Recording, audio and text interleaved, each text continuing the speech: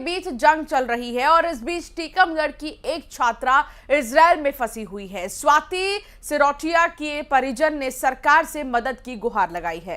दरअसल स्वाति इजराइल में एग्रीकल्चर में एमएससी कर रही हैं और वो इसी महीने वतन लौटने वाली थी, लेकिन जंग शुरू हो गई। अब इस जंग में स्वाति वहां फंस गई हैं और परिवार के लोग स्वाति को लेकर चिंतित हैं। स्वाभाविक है, और बिटिया की सुरक्षित वापसी की परिवार अब गुहार लगा रहा है सरकार से। और ऐसे में देखना ये होगा कि इजराइल से स्वाति की वापसी के लिए क्या प्रयास होते हैं। इससे पहले हमने यूक्रेन और रशिया के युद्ध में देखा था कि भारतीय तिरंगा एक रक्षा कवच की तरह काम कर रहा था।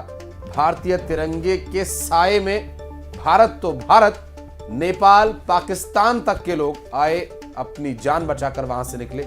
और इजराइल भी, जो कि मित्र राष्ट्र है, ऐसे में इजराइल में भी भारतीयों को वापस सुरक्षित लाए जाने के लिए इजराइल की सरकार की मदद मिलने की पूरी संभावना है।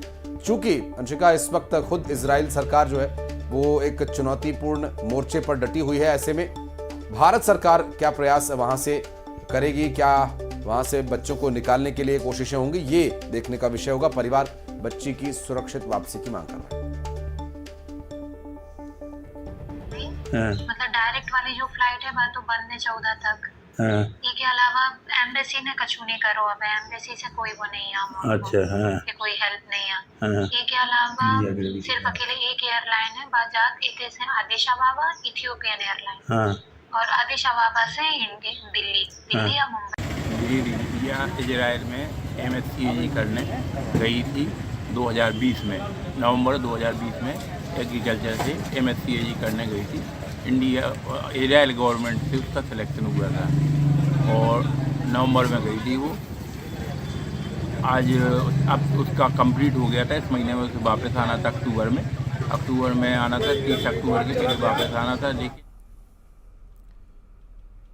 और भारत ने अफगानिस्तान को 8 विकेट से हराकर विश्व कप में दूसरी जीत दर्ज कर ली है। और भारत की तरफ से कप्तान रोहित शर्मा ने शानदार 131 रन की पारी खेली।